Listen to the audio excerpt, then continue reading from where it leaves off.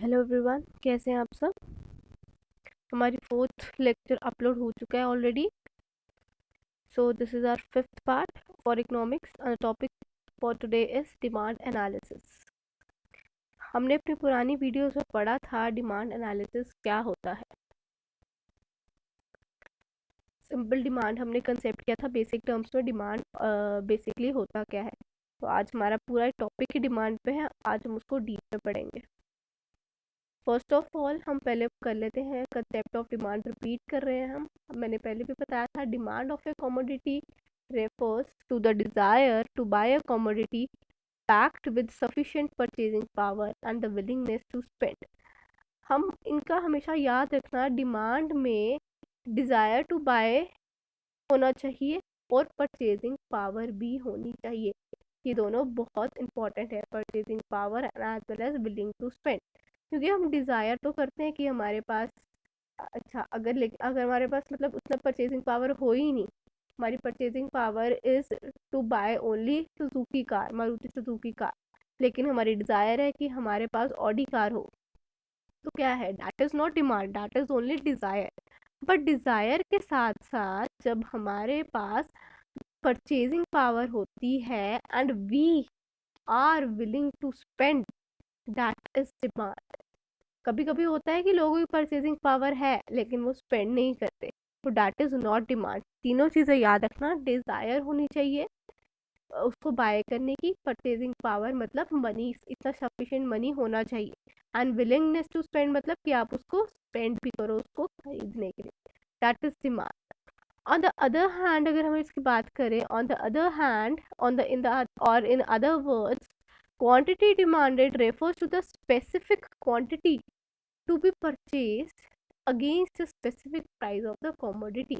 मतलब हम specific quantity खरीदते हैं according to its price, उसके against उसके price, जो उसका price है उसके हिसाब से हम खरीदते हैं, that is demand। और मैंने आपको पहले भी बताया था, there is a negative relationship between price and quantity for the demand। Negative relationship होती है क्योंकि जैसे जैसे हमारा प्राइस कम होगा वैसे वैसे हमारी जो डिमांड है वो क्या होती है, इंक्रीज होती है। दैट मीन्स जैसे वो कम हुआ क्वांटिटी, प्राइस कम हुआ क्वांटिटी ज़्यादा हो गई। तो अगर हम इसे ग्राफिकली रिप्रेजेंट करें, देखिए सबसे पहले हमारे पास था प्राइस 10, हम इस एक्सिस पे प्राइस शो करेंगे और इस एक्सिस पे quantity. Price was 10 and quantity was 0, तो ये 0 पे आ गया, ठीक है। तो जब जैसे हमारा प्राइस जो हुआ कम हुआ, तो कुछ कुछ लोग जो थे उन्होंने सोचा अच्छा ये सस्ता हो गया, चलो खरीदते हैं, तो क्वांटिटी ज़्यादा होगी। फिर और कम हुआ, डाटा 6, फिर और फिर क्या हुआ, जब और ये इसका प्राइस का क्या हुआ, कम हुआ, वैसे ही क्वांटिटी और ज़्यादा लोगों ने खरीदी, वैसे ही और प्राइस गिर गया इसका, लाइक और प्राइस हो गया, तो क्वांटिटी लोगों ने ओके, जैसे जैसे जैसे उसका प्राइस गिरता गया वैसे वैसे उसकी क्वांटिटी इंक्रीज होती गई। That means it has a negative relationship. Move on to the next slide. There is demand schedule. Demand schedule we can also call it demand schedule भी बोलते हैं इसको कोई कोई। डिमांड शेड्यूल में क्या होता है, जब हमने पीछे अभी पढ़ा कि बस जब हम टेबुलर फॉर्म में रिप्रेजेंट करते हैं the relationship of price and quantity, that is known as demand schedule और schedule, whatever you want to call it, you can. Individual demand होगा, individual demand schedule will show the demand for of a customer, means a single customer. But whereas market demand schedule, there are two types of demand schedule, individual demand schedule and market demand schedule.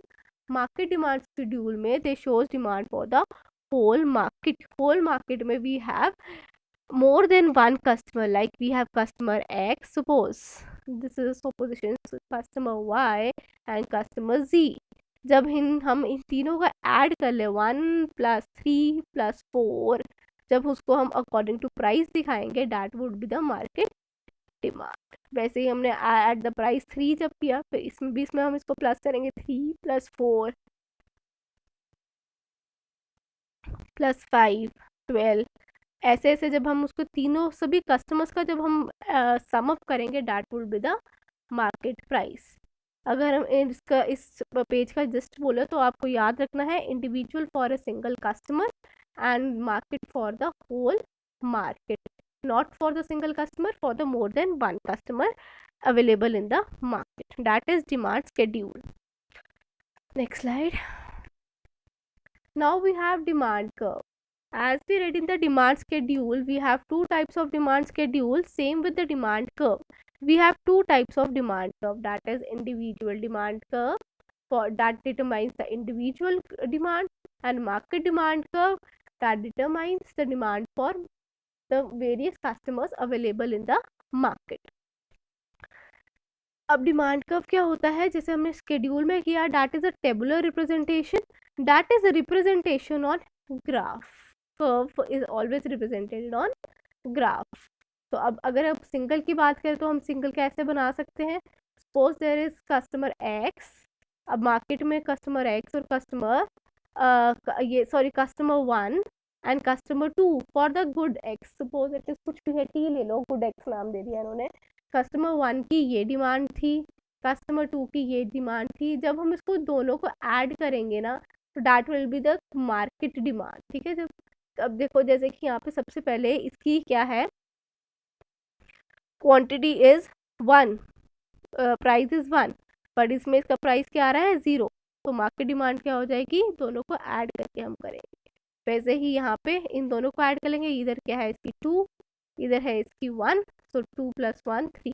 जब हम दोनों की demand दिखाएंगे customer 1 and customer 2 की, that is market demand. तो now there are various demand function and determinants of demand. This is very important. हमेशा हमारी जो डिमांड है वो प्राइस के हिसाब से चेंज नहीं होती. There are other factors of demand also, that is known as demand function and determinants of demand भी कहते हैं उन्हें. सबसे पहले हमारा प्राइस ऑफ प्रोडक्ट, ये तो हम पढ़ चुके हैं. प्राइस इंक्रीज होता है तो हमारी डिमांड डिक्रीज होती है. This is no need to explain it again. Now we have price of related goods. Price of related good means there are two types of related goods. One is substitute goods and another one is complementary goods. Substitute goods में आप ले सकते हैं suppose coffee and tea. Coffee और T की example हम लेते हैं. सपोज मार्केट में टी का प्राइस बढ़ गया, टी जो है वो महंगी होगी, तो लोग shift their demand to the coffee. लोगों ने क्या कर दिया, कॉफ़ी पे डिमांड शिफ्ट कर दी. तो what they have positive relationship. Substitute goods have positive relationship because अगर एक का प्राइस बढ़ता है तो दूसरे की डिमांड बढ़ती है. That is substitute goods effect related goods. अब दूसरे मैंने बताए थे कॉम्प्लीमेंट्री गुड्स. कॉम्प्लीमेंट्री गुड्स में हम ले लो जो एक दूसरे को कंप्लीट करें. For example we have car and petrol. Car and petrol. Suppose अगर प्राइस पेट्रोल का प्राइस बढ़ गया है, हाँ, तो जो कार की डिमांड है दैट विल बी डिक्रीज्ड. तो देयर इज नेगेटिव रिलेशनशिप. एक का प्राइस बढ़ेगा तो दूसरे की डिमांड जो होगी वो कम हो जाएगी in case of complementary goods. Complement मतलब एक दूसरे को कंप्लीट करते हैं, एंड सब्स्टिट्यूट मतलब जो एक दूसरे की जगह हम यूज कर सकते हैं. Hope this is clear. Now we have consumer income. Price is not always dependent upon demand is not always dependent upon price. It also depends upon the consumer income. Consumer अगर बेचारा गरीब है तो क्या वो लग्जरी गुड्स ले सकता है, नहीं. So demand also depends upon consumer income. Now we have consumer taste and preferences. Taste and preferences मतलब फेवरिज्म आ गया है इसमें.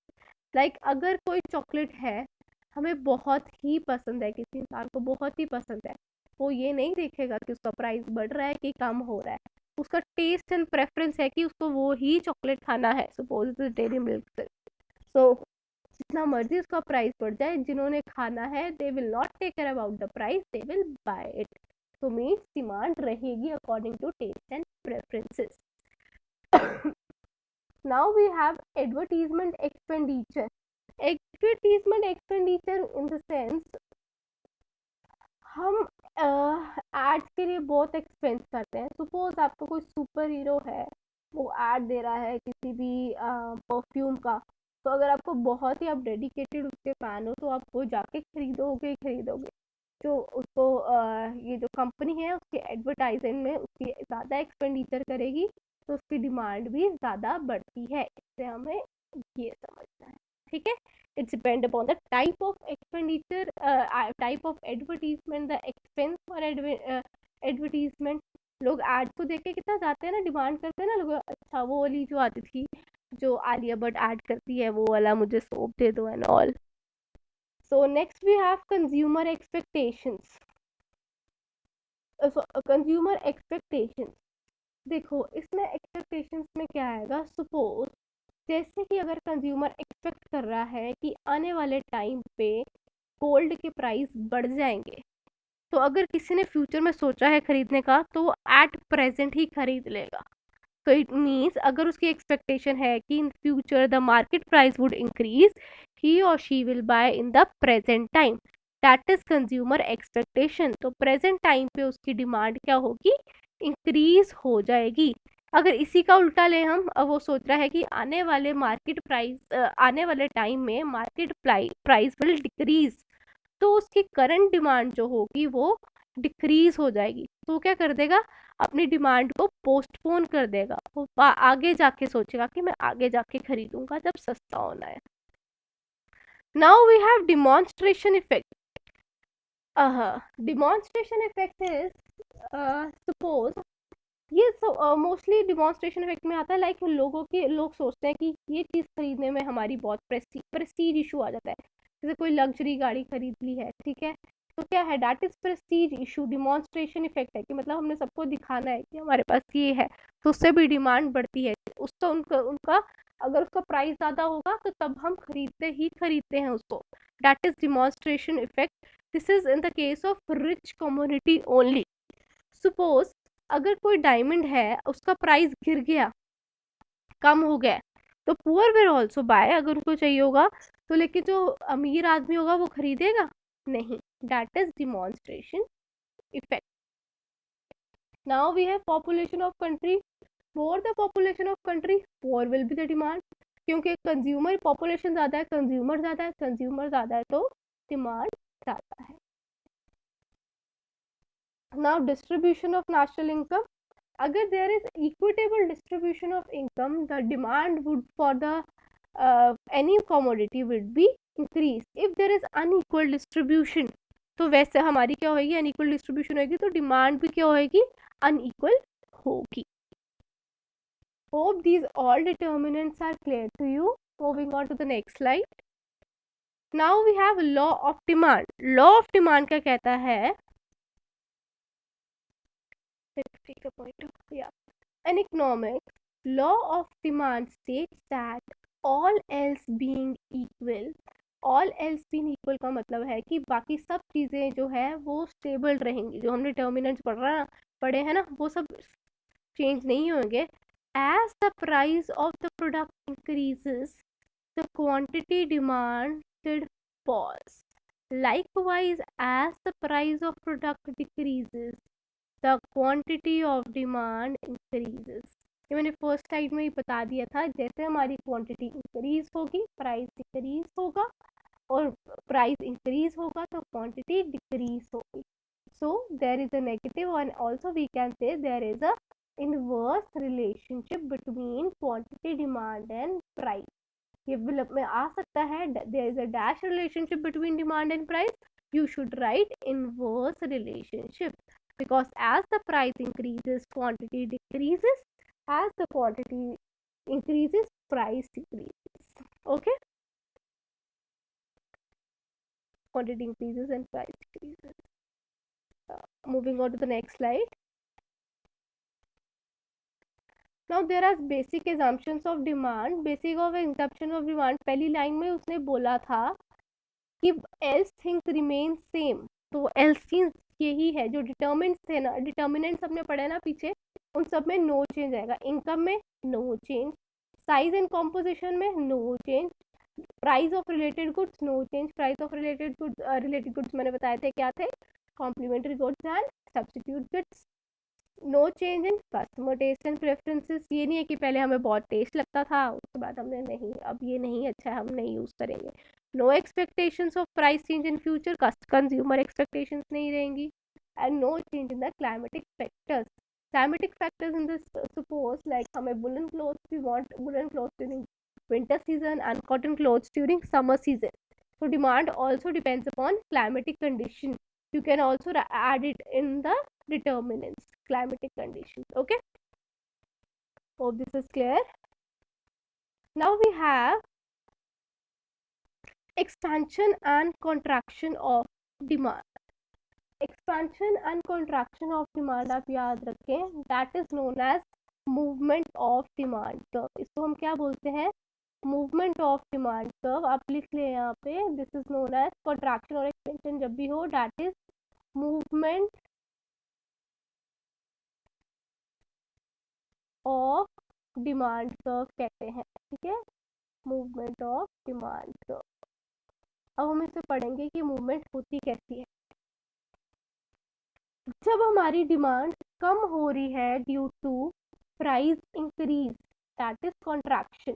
पहले हमारी क्या था, पहले हमने देखा कि प्राइस हमारा 20 था और हम 100 गुड्स खरीदते थे. लेकिन जैसे ही हमारा प्राइस बढ़ के 25 हो गया तो लोगों ने उसको कम डिमांड कर दिया और हमारा जो ये क्वांटिटी है वो क्या हो गई, कम हो गई, क्वांटिटी डिमांडेड. तो हमारा curve from this moves to this, इस पॉइंट पे बन जाएगा कर्व. तो that is contraction, upward movement भी कहते हैं इसको हम. और वैसे ही एक्सपेंशन में देखो, पहले हमारा प्राइस था 20 और हमारी डिमांड थी, quantity demanded was 100, but as the price decreases लोगों ने उसकी डिमांड क्या कर दी, इंक्रीज कर दी, दैट इज 150. प्राइस डिक्रीज हो गया 15 रुपये और उसकी डिमांड भी बढ़ गई 150. तो हमारा डिमांड का यहाँ से यहाँ पे आ गया, that is downward movement of demand. तो go through this table also, this would be helpful for you.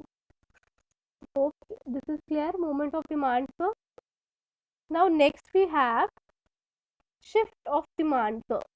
वो हमने movement पढ़ा, movement में expansion और contraction था. Now this is shift in demand curve.